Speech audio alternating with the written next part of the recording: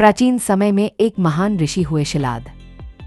वे भगवान शिव के अनन्य भक्त थे। उनका मन केवल एक ही इच्छा में लीन था कि उन्हें ऐसा पुत्र मिले जो अमर हो और सदैव शिव भक्ति में समर्पित रहे। ऋषि शिलाद ने कठोर तपस्या की। उनकी साधना से प्रसन्न होकर स्वयं महादेव प्रकट हुए और वरदान दिया। कुछ समय बाद एक दिव्य बालक ने जन्म लिया, वही थे नंदी। जन्म से ही उनके भीतर भक्ति का प्रकाश झलकता था। बाल्यकाल से ही नंदी असाधारण थे। वे खेलों में नहीं बल्कि शिव का नाम जपने में रमते। घंटों ध्यान में बैठ जाते, छोटे छोटे फूल और जल अर्पित करते और उनके होठों पर सदा गूंजता रहता ओम नमः शिवाय, ओम नमः शिवाय। समय बीता और जब नंदी युवा हुए तो ऋषि शिलाद उन्हें लेकर कैलाश पर्वत पहुंचे।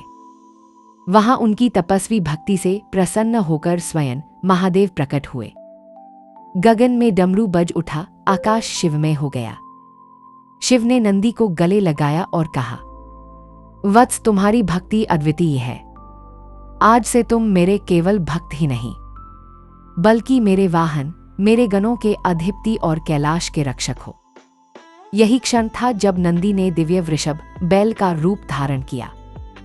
उनकी आंखों में आंसू थे, परंतु वह आंसू आनंद और भक्ति के थे।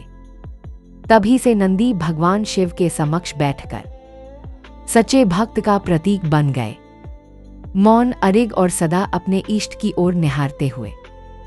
आज भी किसी भी शिव मंदिर में प्रवेश करते ही सबसे पहले नंदी की मूर्ति मिलती है। श्रद्धालु अपनी प्रार्थना नंदी के कानों में कहते हैं, क्योंकि विश्वास है कि नंदी स्वयं वह संदेश शिव तक पहुंचाते हैं। नंदी जी हमें सिखाते हैं कि सच्चा भक्त वही है जो अहंकार रहित होकर निस्वार्थ भाव से सिर्फ अपने ईश्वर की सेवा और भक्ति में समर्पित हो।